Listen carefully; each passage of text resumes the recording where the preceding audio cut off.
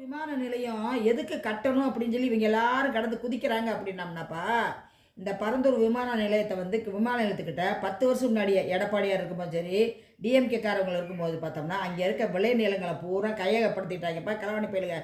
ஏன் கேட்டோம்னா, விமான நிலையம் வந்துருச்சுன்னா ஃபுல்லாக 5 ஸ்டார் ஹோட்டல்களும் அதுகளும் செஞ்சு போட்டு நல்ல லாபம் சம்பாதிக்கலாம். விளைநிலங்களோட இடத்த வந்து இவங்க வந்து அதாவது இது போட்டு விற்றாங்கன்னா நிறைய கோடிக்கணக்கில் லாபமாக்கலாங்கிற எண்ணத்தில் தான் இவங்க வாங்கி போட்டாங்க. அதுக்குதே நம்ம அமைச்சர் கீர்த்தனம்மா சட்டசபையில் வச்சு என்ன பேசிச்சுன்னா, நீங்கள் வாங்கி போட்டுட்டீங்கல்ல, ஒரு விமான நிலையம் வந்து ஆரம்பிக்கணும் கட்டி முடிக்கணும்னா 5 வருஷம் ஆகும். நீங்கள் 5 வருஷத்துக்கு முன்னாடியே வாங்கி போட்டிங்களா? இப்போ பரந்தூர் விமான நிலையம் கட்டுறதுக்கு 5 வருஷம் ஆகுங்கிறது உங்களுக்கு தெரியுமில்ல.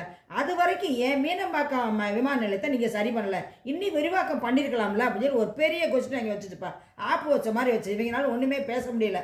என்ன இதில் என்ன ஒன்று கேட்டோம்னாப்பா, இந்த பரந்தூர் விமான நிலையத்தை கட்டுறதுக்கு இடத்த வாங்கி போட்டிருக்காங்களா, அங்கே எதாவது பார்த்தோம்னா டிஎம்கேக்காரங்க களவாணி பயிலுக்காரங்களா ஸ்டாலின், உதயநிதி ஸ்டாலின், அங்கே அவனோட பண்ண வீடு இருக்குப்பா, பெரிய பங்களா அளவில் அவ்வளோ பெரிய வீடுகளை வாங்கி போட்டிருக்காங்களா, இடங்களையும் வாங்கி போட்டிருக்காங்க.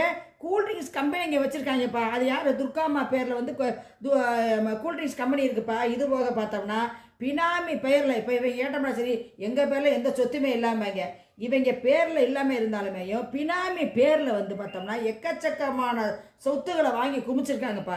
கிட்டத்தட்ட 2000 லட்சம் கோடி ரூபாய்க்கு மேலே இவங்ககிட்ட சொத்து இருக்குன்னு சொல்லி கணக்கு காமிக்கிறாங்க. இவங்க என்ன பண்ணாங்க, ஒன்றும் தெரியாத மாதிரி நிற்கிறாங்க. இப்போ அதான் சொன்னோம்ல, ஒடிய தெரியாதவன் தலையாரி வீட்டில் ஒளிஞ்சது மாதிரி நீங்கள் உங்களோட வந்து உங்கள் கோப்புகளை எடுத்து பாருங்கள், எங்கள் மேலே குற்றம் இருந்தால் சொல்லுங்கன்னு சொல்லி உதயநிதி கதறிக்கிட்டு இருக்கேன். இவங்க அதாவது டிஎம்கேக்காரங்க ஏடி மேலே கதல்ஸ் வந்து நிறைய கேட்குதுப்பா. கட்டாயம் வந்து இதில் வந்து இந்த மாதிரி இருக்க கண்டி தான், அவங்களோட லாப நோக்கு கண்டு தான் விவசாயிகளை வயிற்றில் மண்ணடித்த மாதிரி செஞ்சாங்க.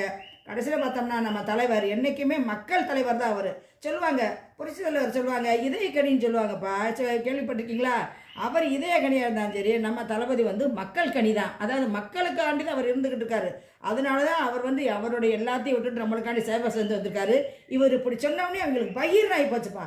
பரந்தூரில் விமான நிலையம் கட்டப்பட மாட்டாதுன்னு ஒரே வேலை சொல்லிட்டு உட்காந்துட்டாரு. ஒன்றுமே செய்ய முடியல. உடனே பார்த்தோம்னா சட்டசபையில் அமளி திமளியாட்டு இருக்கு. இதை பற்றி உங்களோட கமெண்ட்ஸ் என்னன்னு சொல்லுங்கப்பா.